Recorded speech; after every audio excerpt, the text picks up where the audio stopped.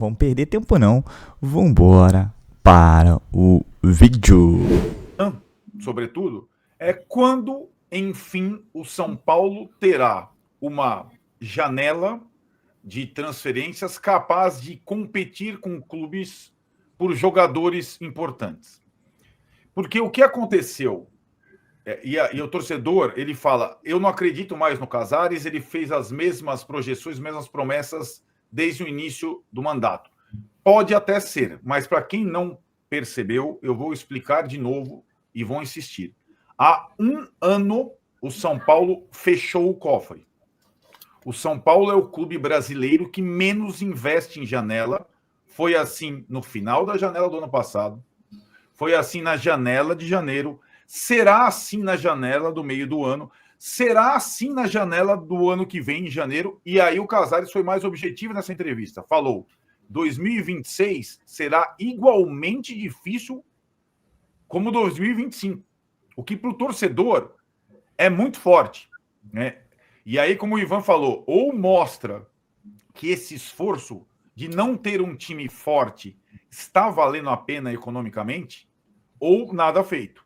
E a outra coisa que o Casares falou para o Tabet com mais detalhes foi que sim, a parceria com o Grego vai sair, está em trocas de documentos e deve ser assinada até o final do ano. O que me parece, juntando tudo isso, que o São Paulo está apertando os cintos, que vai fazer uma parceria na base, que é muito duvidosa no meu ponto de vista, justamente para tentar um outro caminho que não a venda do clube para se sustentar. E nessa mesma entrevista, o Casares disse: em 27, 28, vamos vendo, 27 e 28, o São Paulo possivelmente terá aí sim condição de começar a disputar jogadores com os times mais importantes e aí em 2030, no centenário, estar saudável a ponto de estar disputando as primeiras posições do futebol brasileiro. É bom ponto. Eu acho que tem um pouco das duas coisas, né? Vale lembrar, e depois eu repito, que essa realidade, essa situação, esse engessamento do investimento no futebol, ele está completando um ano apenas. Ele não era assim, né? A ponto de, quando o São Paulo foi campeão da Copa do Brasil, o time do São Paulo, que tinha muitos jogadores a mais no elenco, fez a janela de meio de ano com Lucas e Rames Rodrigues para ganhar a competição. Não vendeu nenhum jogador, né? Essa era a realidade. A realidade do São Paulo do Dorival, né? Era essa que eu estou descrevendo aí. Era um time que não tinha muito dinheiro, mas tinha dinheiro sim para fazer janelas interessantes sem gastar tanto em direitos federativos. Hoje o São Paulo não tem mais como fazer uma janela daquelas, né? Nessa realidade que mudou do ano passado para cá, com o FIDIC, etc. e tal. E aí, a alternativa encontrada, e é bem discutível, como o Ivan está falando, é um time do papel de titulares com jogadores acima de 30 anos que não custaram direitos federativos e jovens, muito jovens ainda. O recheio, o jogador Alan Franco ou o jogador Marcos Antônio, o São Paulo não tem mais dinheiro para trazer nesse momento, né? E agora, assim, nós vamos entrar nessa questão, para mim, é o pedido mais aflitivo do ano. Eu estou falando, acho que o torcedor do São Paulo talvez fique chateado comigo. O período mais aflitivo do ano é agora, é a janelona. É uma janela de 3 meses, vai até 2 de setembro, em que o São Paulo tem pouquíssimas possibilidades de contratação. Está tentando um centroavante. O nome do Carlos Vinícius, aí colocado em disponibilidade pelo Fulham, é mais um trintão que custa caro. O São Paulo talvez só tenha uma bala para trazer um jogador. Isso porque o seu centroavante rompeu o ligamento cruzado do joelho e não joga mais essa temporada, né? Então talvez o São Paulo tenha essa bala. E ao mesmo tempo, a possibilidade de saídas é gigante. Pode ser o Juan, não se sabe se consegue ficar com o Marcos Antônio, pode vender um jogador da base. Então, Renan, pro torcedor do São Paulo é muito aflitivo e acho que a gente tem a missão e obrigação de jogar limpo, o que a diretoria não faz com o torcedor do São Paulo. Provavelmente, quando voltar o futebol pós-mundial de clubes, o São Paulo provavelmente tem um elenco ainda mais frágil do que tem hoje. É possível algum negócio entrada e saída, sai o Lisieiro da Folha, talvez agora saia o Igor Vinícius antes, a tentativa de negociar o Luan para fazer uma composição para trazer um ou outro. Mas se tiver uma boa proposta, o Ivan até falou, aspas, né? Porque a do Ângelo não foi, a do William Gomes não foi, e o Éder Traskin, Ivan, trouxe aqui a semana passada a frase que ele ouviu nos corredores do Morumbi. A prioridade do São Paulo 2025 não é ser campeão da Libertadores, não é ser campeão da Copa do Brasil e nem fazer um bom brasileiro. É fechar no azul.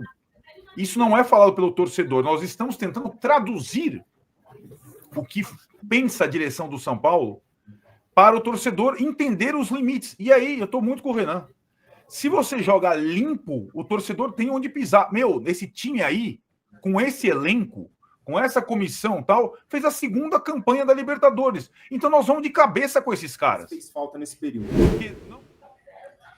Tem uma outra notícia, vou fazer a mesma pergunta para o Ivan, mas tem uma outra notícia agora do nosso grande colega Bruno Gilfrida, do GE, que o São Paulo se acertou com o Sassuolo para pagar o que estava devendo pelo Juan. Não é que o São Paulo acertou a permanência do Juan. Ele acertou a parcela atrasada para o Sassuolo não ir à FIFA e vê como uma possibilidade aí de retomar a negociação para a permanência do Juan.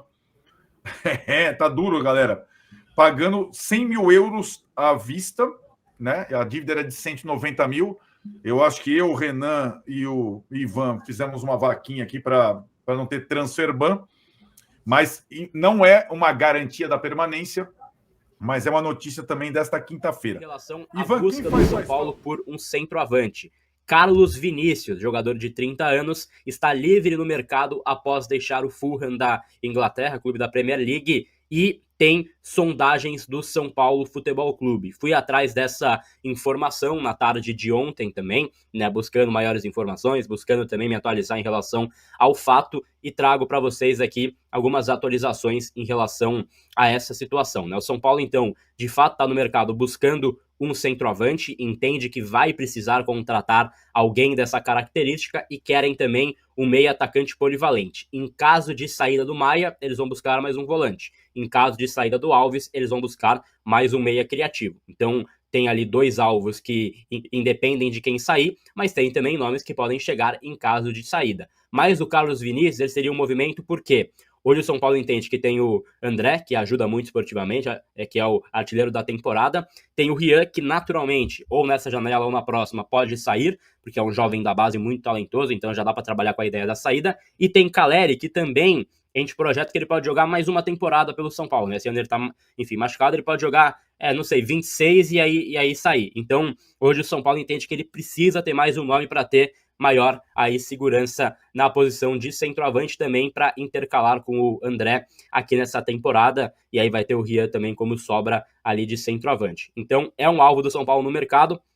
Eu particularmente não concordo, já falei isso aqui, para mim André e Rian já é o bastante para a temporada. Eu assim, não vejo essa como uma urgência, acho que tem uma urgência muito grande em mais um meia para intercalar com o Oscar e principalmente em mais um volante, né? Para mim o São Paulo precisa ter mais um nome para volância, mas essa é a minha opinião, estou aqui para dar informação. O Carlos Vinícius vem tendo bastante contato de times de Série A, ele é um cara que sempre é, enfim, sondado, especulado, Bahia falava nele, Galo também já tinha especulado ele na época de Fulham ainda, então ele tem outras possibilidades aqui no Campeonato Brasileiro e está avaliando qual será o seu próximo passo, que é algo totalmente natural. Ele acabou de sair do Fulham, então ele tem aí essa liberdade para tentar avaliar qual seria um próximo passo ideal para sua carreira. O São Paulo também está de olho na situação e está, claro, não só observando ele, não é que é um alvo único, mas tem essa possibilidade aí no mercado. Eu particularmente conheço muito pouco do Carlos Vinícius, tá? Para falar não, porque joga de tal forma, joga assim, joga assado, mas o fato é que ele é um jogador que tem 30 anos, os números dele, de fato, não são números muito chamativos, né? A gente vai até trazer para vocês aqui, não são números, né, que você fala, tá aí um craque, né? Mas é um cara que, assim, tem experiência Premier League, jogou no Benfica também, né? Então, é um estágio muito inicial ainda. Então, hoje é um negócio muito inicial e tem uma dificuldade financeira. Hoje, o São Paulo não tem dinheiro no caixa para ofertar luvas, por exemplo, pagamento agora. Não tem essa grana aí, enfim, essa bala na agulha para conseguir fazer esse movimento de hoje, né? Então, fosse fechar hoje com o Carlos Vinícius e ele exigisse que seja 100 mil reais, né, para abrir a conversa, hoje o São Paulo não teria. Então é algo que tem que ser trabalhado também, parcelamento com ele, porque a gente cai muito num erro, né? E aí eu falo enfim, torcida como um todo. Cai muito num erro de achar que o cara livre no mercado é um jogador que ele é barato, né? Vem de graça, tá? O cara nunca vem de graça. De luvas, você paga, em muitas ocasiões, o preço de uma nova contratação, né? Então, acho que é importante pontuar isso também. Não é que tá livre no mercado que ele é barato, que ele assim, deixa de ser um cara que é caro, né? Então, acho que é também importante pontuar isso. E a gente tem aqui os números dele, ele fez 8 gols pelo Fulham, né? Pelo que a gente tem aqui de informação. Vou puxar aqui certinho os gols aqui do Carlos Vinícius, né? Pelo Transfer Market para passar para vocês. Mas é um jogador que seria, assim, uma dúvida, né? Não é um tiro certo. Acho que para nível Campeonato Brasileiro, um cara que passa assim, pela Premier League, geralmente ele tem mais cacuete de centroavante para conseguir colaborar, né? Ninguém chega num Fulham, apesar de não ser um time assim primeiro pelotão da Premier League, ninguém chega no Fulham assim, não entendendo nada de bola. E aí eu acho que isso é algo que causa um impacto de certa forma. Mas a gente vai esperar aí os próximos passos. Até o G Júnior fala aqui no chat, né? Não pagando luvas pode trazer. Mas isso não acontece, né? O cara livre no mercado é a forma que ele tem de receber algo também. Então sempre vai ter luvas para contratar. E aí, claro que não é diferente com esse caso do Carlos Vinícius, né? Não é que ele é o jogador único no mercado que não pede luvas. Acho que todo mundo pede, vão sempre pedir luvas e ele não é um caso raro. Mas tá aí, então, o Carlos Vinícius, 30 anos já, então não é um cara que você pode pensar também em uma revenda, de repente, né? Que isso é algo importante também, porque quando você contrata um cara que sai da Premier League, e aí não vou falar o caso do Jamal, né? Mas ainda assim, o caso do Jamal, ele veio com 26 anos do Jamal. Cara, você pode pensar com muito otimismo que a gente tinha na época, que de repente ele é um cara que pode render uma venda futura e tudo mais. Mas acho que o Carlos Vinícius com, assim, 30 anos, é uma venda muito cara, ele não teria. Então, ele tem 212 jogos na carreira e 78 gols, 33 assistências. No Fulham, ele tem 8 gols e 3 assistências em 52 partidas. No Benfica já são números melhores, né? 24 gols e 13 assistências em 50 partidas. 8 gols. O atacante que estava no Fulham, né? Ele vai ficar livre no mercado, é um jogador muito com as características que o São Paulo tem ido ao mercado. Vou citar um exemplo muito parecido, que é o Wendel, lateral que estava no Porto, de seleção brasileira, e que o São Paulo contratou livre, né, pagando luva, claro, pagando salário, fazendo um contrato. Então é muito a característica. O São Paulo analisou, e não é dessa janela. Já algumas janelas vem analisando e estudando a contratação do Carlos Vinícius. Desta vez, já existe uma conversa em curso, já existe uma conversa aberta com o staff do jogador. Agora é resolver com o atleta, né? Mandar uma oferta e começar uma negociação. Obviamente, o São Paulo tem muito pé atrás. Por quê? Porque trata-se de um jogador que no mercado hoje é um jogador escasso, né? Um atacante, um jogador de área, é um jogador que não tem tantos gols assim, mas é um jogador que é da função e pode fazer mais de uma função. Então é um jogador de 30 anos, é um jogador que já tem experiência e experiência internacional. Ex-Tottenham, passou por futebol italiano, também é um jogador que estava ali jogando na Premier League no Fulham, né? No Fulham. Então é dentro daquela característica que o São Paulo imagina. Obviamente, tudo conversado com o FDIC, com o departamento financeiro do São Paulo, para ir dentro das possibilidades.